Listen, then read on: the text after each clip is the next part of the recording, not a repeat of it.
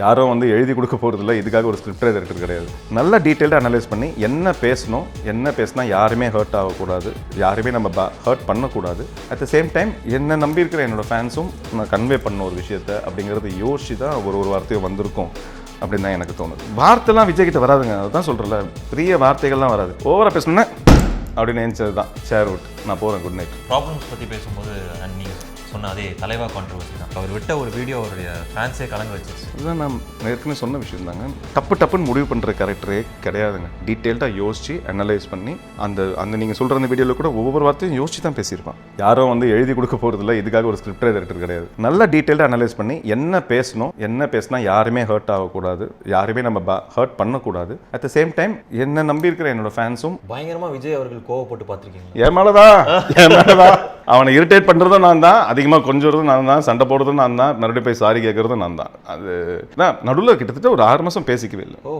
நான் அதுக்கப்புறம் ஒரு பர்த்டேல இந்த மாதிரி ஒரு இன்டர்வியூவில் தான் விஜய் சாரி என்னை மன்னிச்சிரு அப்படின்னு. அந்த இன்டர்வியூ பார்த்துட்டு என்ன நீ போய் டிவியில் மன்னிப்புலாம் கேட்டுருக்கேன்னா பேசலடா, அவ்வளோதான், எனக்கு உன் மேலே கோவம்லாம் இல்லை, பிஸியாக இருந்தேன், நீயும் பிஸியாக இருந்த, பேசிக்கல, அதுக்கு போய் சாரி கேட்டெல்லாம் கேட்டுருக்கேன். அதுக்கப்புறம் தான் மறுபடியும் பேசுகிறேன். ஒரு இன்சிடென்ட் சொல்ல முடியாது, பட் என் மேலே தான் ஒரு இன்சிடென்ட்ல நான் கொஞ்சம் ஓவராக பேசிட்டேன். டின்னருக்கு தான் மீட் பண்ணியிருந்தோம், பேசிட்டே இருக்கும்போது ஏதோ ஒரு ஆர்குமெண்ட் வந்துச்சு.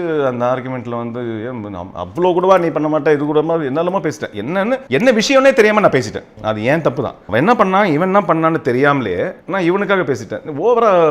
ஓவரா பேசினோன்னு வார்த்தைலாம் விஜய் கிட்ட வராதுங்க, அதுதான் சொல்றேன்ல, பெரிய வார்த்தைகள்லாம் வராது. ஓவரா பேசணுன்னா அப்படின்னு நினைச்சது தான். ஷேர் அவுட், நான் போறேன், குட் நைட் அப்படின்னு போயிட்டான். அதுக்கப்புறம்